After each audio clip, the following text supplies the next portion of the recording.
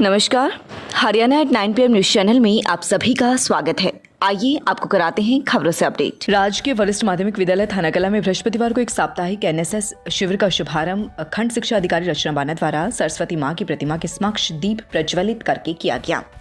प्राचार्य बलजीत दलाल ने बीईओ को पुष्प गुच्छा देकर स्वागत किया।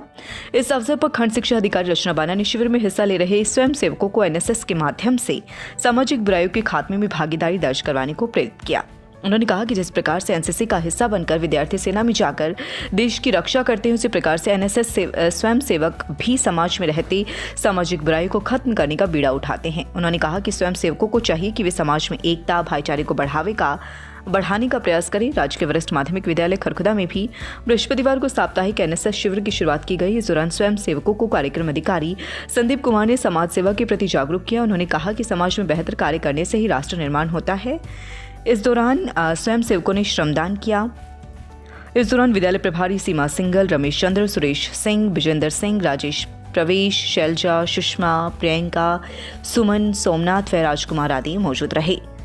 कन्या कॉलेज खरखुदा की राष्ट्रीय सेवा योजना की इकाई 1 व 2 की स्वयं सेविकाओं द्वारा आनंदपुर झरोट गांव में चलाए जा रहे साप्ताहिक शिविर का बृहस्पतिवार को समापन हो गया। इस दौरान द्रोणाचार्य अवार्ड विजेता कुश्ती कोच ओम प्रकाश दहिया ने स्वयं सेविकाओं को खेलों के प्रति जागरूक किया। वहीं साप्ताहिक गतिविधियों का लेखा जोखा जो इस दौरान प्रस्तुत किया गया है। समापन अवसर पर शिविर की बेस्ट वॉलंटियर को चुनाव किया गया, जिसमें यूनिट 1 में वंशिका व यूनिट 2 में काजल को बेस्ट वॉलंटियर चुना गया, जिसमें मुख्य अतिथि द्वारा पुरस्कृत किया गया। वहीं अन्य भी स्वयं सेविकाओं को प्रमाण पत्र दिए गए। कार्यक्रम के दौरान स्वयं सेविकाओं ने सांस्कृतिक कार्यक्रमों की प्रस्तुति दी। इस दौरान सुशीला, डॉक्टर योगिता, डॉक्टर दर्शना, डॉक्टर सारिका मौजूद रही। परम दहिया ने किया खरखुदा हल्के की कार्यकारिणी ऐलान। जननायक जनता पार्टी ने अपनी खरखुदा हल्के की कार्यकारिणी का गठन करते हुए नवनियुक्त पदाधिकारियों को कार्यभार सौंपा है। पार्टी जिला अध्यक्ष एवं पूर्व विधायक पदम सिंह दहिया ने बताया कि देवेंद्र दहिया रोहना को हल्का अध्यक्ष, वकील गजय सिंह खरखुदा को वरिष्ठ उपाध्यक्ष की जिम्मेदारी दी गई है, जबकि कृष्ण दहिया खेड़ी दहिया, सुंदर सिंह जगदीशपुर, पंडित नरेश रोहट, टेकराम फरमाना, अनिल कुमार बैयापुर, रोहताश टटोला, अजय राणा गढ़ी कुंडल, सुरेंद्र रंगा माजरा, बलवान बैयापुर खुर्द, श्रीपाल सिसाना, राजेश गढ़ी सिसाना को संयुक्त रूप से उपाध्यक्ष बनाया गया है। विजय दहिया पिपली को प्रधान महासचिव बनाया गया है। मास्टर नरेश झरोठी, पवन कुमार ककरोई, राजेश दहिया रोहना, अतर सिंह थाना कला, राजकुमार कतलुपुर, रवि रिढाऊ, बलवान सरोहा हरसाना मालचा, करतार सिंह रिढाऊ, मुकेश सरोहा हरसाना, रविंद्र प्रहलादपुर, जगबीर फिरोजपुर को संयुक्त रूप से महासचिव का पद दिया गया है। सचिव पद पर कुलदीप भदाना, लक्ष्मी रिढाऊ, सतबीर बरोना, जगमिंदर मटिंडू, जयसिंह सोहटी, रमेश, आनंदपुर झरोट, करम सिंह हरसाना कला, विकास ककरोई, विजेंद्र सेहरी, सतबीर खांडा, सज्जन चोलका को संयुक्त रूप से जिम्मेदारी सौंपी गई है। अजीत राठधाना को संगठन सचिव व आनंद प्रकाश लहराड़ा को प्रचार सचिव बनाने के साथ ही डॉक्टर शिव प्रकाश सैनी खरखुदा को कोषाध्यक्ष बनाया गया है। पदम सिंह दहिया ने कहा कि जननायक जनता पार्टी लगातार विस्तार की ओर अग्रसर है। उप मुख्यमंत्री दुष्यंत चौटाला ने जनता से किए गए सभी वायदों को पूरा किया है, जिससे लोगों में उनके प्रति विशेष रूप से बढ़ावा मिल रहा है। इस दौरान महिला जिला अध्यक्ष अंजू बाला खट्टक, रोहताश दहिया, हल्का अध्यक्ष रविंदर दहिया आदि मौजूद रहे। घर के लिए लकड़ियां लेने गई मां व बेटा संदिग्ध परिस्थितियों में हुए लापता, पुलिस को दी शिकायत, जांच कर रही पुलिस। खरखुदा के कुंडल गांव से एक मां बेटा के लापता होने का मामला प्रकाश में आया है। बेटे की उम्र करीब 12 साल बताई जा रही है। कुंडल निवासी जगबी ने बताया कि वह काम से बाहर गया हुआ था। जब वह घर पर वापस लौटा तो उसकी पत्नी अनीता व छोटा बेटा धीरज नहीं मिला। उसकी शादी करीब 16 वर्ष पहले दिल्ली निवासी अनीता के साथ हुई थी। जब वह घर आया तो घर वालों ने बताया कि अनीता व धीरज लकड़ियां लेने के लिए तालाब के पास गए थे, जो वापस नहीं लौटे। काफी देर तक धीरज व उसकी मां अनीता की तलाश की गई, लेकिन कहीं पर भी उसका कोई पता नहीं चला। तो मामले की शिकायत सैदपुर पुलिस चौकी में दी गई।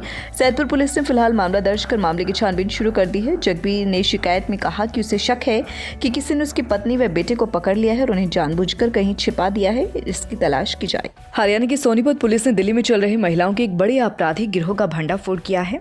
पुलिस ने द्वारका के एक फ्लैट में छापा तो ऑनलाइन ठगी करने वाली युवती की गिरफ्तारी के लिए मारा था, लेकिन वहां हेरोइन तस्करी का भंडाफोड़ भी हो गया। वहां 3 महिलाओं को काबू किया गया। फ्लैट की तलाशी में 1 करोड़ रुपए से ज्यादा कीमत की हेरोइन बरामद हुई। दिल्ली को इसकी जानकारी देकर मौके पर बुलाया गया। ठगी से जुड़ी युवती को भी सोनीपत पुलिस अपने साथ ले गई, जबकि दूसरी युवतियों को दिल्ली पुलिस ने हिरासत में ले लिया। पुलिस को अब उनके ट्रांजिट रिमांड पर सोनीपत लाएगी। उपायुक्त ललित सिवाच ने बताया कि हरियाणा सरकार द्वारा चलाई गई मुख्यमंत्री बाल सेवा योजना कोविड महामारी के कारण अनाथ हुए बच्चों का सहारा बनी है। प्रदेश सरकार ने ऐसे अनाथ बच्चों की हर तरह की मदद के लिए प्रदेश भर में मुख्यमंत्री बाल सेवा योजना की शुरुआत की है। इस योजना के तहत अनाथ हुए बच्चों को 18 वर्ष तक 2500 रुपये मासिक सहायता प्रदान करने का निर्णय लिया गया है, जिससे उनकी पढ़ाई भी प्रभावित नहीं होगी। उपायुक्त ने बताया कि योजना के तहत बाल सेवा संस्थान में रहने वाले बच्चों की आवर्ती जमा खाते खोले जाएंगे, जिसमें 18 वर्ष की आयु तक 1500 रुपये जमा करवाने का प्रावधान किया गया है। इन बच्चों को सरकार ने अन्य खर्चों के लिए 12,000 रुपये वार्षिक देने का भी निर्णय लिया है। किशोर किशोरियों को निःशुल्क स्कूली शिक्षा दी जाएगी। बागवानी किसानों को वित्तीय नुकसान से बचाएगी। बागवानी बीमा योजना। उपायुक्त सिवाच, योजना के लाभ लेने के लिए मेरी फसल मेरा ब्यौरा पोर्टल पर पंजीकरण अनिवार्य है। सोनीपत उपायुक्त ललित सिवाच ने बताया कि किसानों की आय को दोगुना करने व फसल विविधीकरण के तहत लगाई गई बागवानी फसलों में होने वाले नुकसान की भरपाई के लिए प्रदेश सरकार द्वारा बागवानी बीमा योजना चलाई जा रही है। यह योजना किसानों को सब्जियों, फलों व मसालों को प्राकृतिक आपदाओं से होने वाले जोखिम से मुक्त कर फसल लागत की भरपाई करने में कारगर साबित होगी। उपायुक्त ललित सिवाच ने कहा कि प्रधानमंत्री किसान योजनाओं के तहत पंजीकृत किसानों की ई-केवाईसी का कार्य शुरू किया गया है। इसके तहत सभी लाभार्थी किसान 31 मार्च तक https://pmkisan.government.in पर वेरिफिकेशन अवश्य कराएं, ताकि उन्हें योजनाओं का लाभ निर्बाध रूप से मिल सके। राष्ट्रीय टीबी उन्मूलन कार्यक्रम के तहत देश को 2025 तक टीबी मुक्त कराने का रखा गया लक्ष्य। सोनीपत उपायुक्त ललित सिवाच ने बताया कि राष्ट्रीय टीबी उन्मूलन कार्यक्रम के तहत भारत सरकार ने वर्ष 2025 तक पूरे देश को टीबी मुक्त कराने का लक्ष्य रखा है। राष्ट्रीय स्वास्थ्य मिशन की ओर से टोल फ्री नंबर 1811 6666 पर कोई भी व्यक्ति टीबी से संबंधित जानकारी प्राप्त कर सकता है। उपायुक्त ललित सिवाच ने जिले के नागरिकों को अपील करते हुए कहा कि यदि किसी भी व्यक्ति को 2 सप्ताह से ज्यादा खांसी या खांसी में बलगम या बलगम में खून आना, भूख व लगातार वजन कम होना, शाम के समय बुखार, रात को पसीना आना इत्यादि में से कोई भी लक्षण है तो वह स्वास्थ्य केंद्र में जाकर जांच अवश्य कराए। अच्छी खबर, अब जमीन का भी होगा आधार नंबर। पीएम किसान योजना में भी आएगा काम, जानिए। वित्त मंत्री निर्मला सीतारमण ने बजट 2022 में डिजिटलाइजेशन को बढ़ावा देने के लिए कई ऐलान किए थे। इनमें जमीनों की रिकॉर्ड का डिजिटलाइजेशन भी शामिल है। One nation one registration program के तहत 2023 तक जमीनों का डिजिटल रिकॉर्ड तैयार करने के लिए सरकार ने कमर कस ली है। इसमें हर जमीन या खेत को एक पंजीकरण number, unique registered number URN दिए जाने की तैयारी की जा रही है। यह नंबर 14 अंक का हो सकता है। इस यूनिक नंबर URN से कोई भी व्यक्ति अपनी जमीन का पूरा रिकॉर्ड न केवल ऑनलाइन देख पाएगा बल्कि डाउनलोड भी कर पाएगा। इससे लोगों को अपनी जमीन के कागजात हासिल करने में जहां आसानी होगी, वहीं प्रधानमंत्री किसान सम्मान निधि, पीएम किसान योजना जैसी कई योजनाओं में भी इस URN का प्रयोग किया जा सकता है। निजी क्षेत्र में 75% नौकरियों के आरक्षण को लेकर हाईकोर्ट ने लगाई रोक। पूर्व मुख्यमंत्री हुड्डा का बयान। कोर्ट में 75% आरक्षण के राजनीतिक जुमले का भी बचाव नहीं कर पाई गठबंधन सरकार। हुड्डा। जनवरी में भी बेरोजगारी में टॉप रहा हरियाणा, पूरे देश से 3.5 गुना ज्यादा बेरोजगारी। हुड्डा। जुमलों में नहीं, खाली पड़े पदों पर भर्ती व निवेश के लिए माहौल बनाकर दूर होगी बेरोजगारी। हुड्डा। सरकार ने रिहायशी प्रमाण पत्र के लिए 15 साल की शर्त घटाकर 5 साल करके हरियाणा वासियों के लिए 7 विश्वासघात किया। हुड्डा। पूर्व मुख्यमंत्री और नेता प्रतिपक्ष भूपेंद्र सिंह हुड्डा ने बेरोजगारी के मोर्चे पर पूरी तरह से विफल हरियाणा की बीजेपी सरकार की कड़ी आलोचना की है। हुड्डा का कहना है कि पिछले लगभग 3 साल से हरियाणा बेरोजगारी के मामले में टॉप पर है। बीजेपी और जेजेपी के गठबंधन सरकार इस भयावह होती बेरोजगारी से निजात पाने के लिए अब तक कोई कारगर नीति नहीं बना पाई। इसलिए बेरोजगारी से ध्यान भटकाने के लिए सरकार द्वारा पिछले दिनों प्राइवेट नौकरियों में 75% हरियाणा वासियों को आरक्षण देने का जुमला उछाला, लेकिन यह सरकार कोर्ट में अपने उस जुमले का भी बचाव नहीं कर पाई और कोर्ट की तरफ से इस पर रोक लगा दी गई।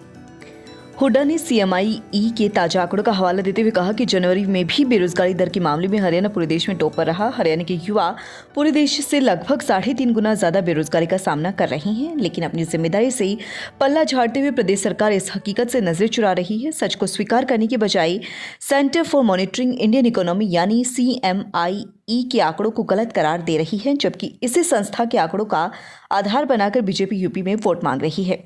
हुड्डा ने बताया कि उनके कार्यकाल में निवेश को बढ़ावा देने के लिए 4 IMT की स्थापना की गई थी, लेकिन इस सरकार में वे खाली पड़ी हुई हैं। उनको विकसित करने के लिए सरकार की तरफ से कोई नीति नहीं बनाई गई। बड़े दुर्भाग्य की बात है कि ऐसा करने की बजाय सरकार जनता को कभी 75% आरक्षण तो कभी फर्जी आंकड़ों का हवाला देकर गुमराह करती रही है। जबकि सच यह है कि हरियाणा सरकार रिहायशी प्रमाण पत्र के लिए 15 साल की शर्त को घटाकर 5 साल करके हरियाणा के मूल निवासियों के अधिकारों पर सबसे बड़ा कुठाराघात किया है।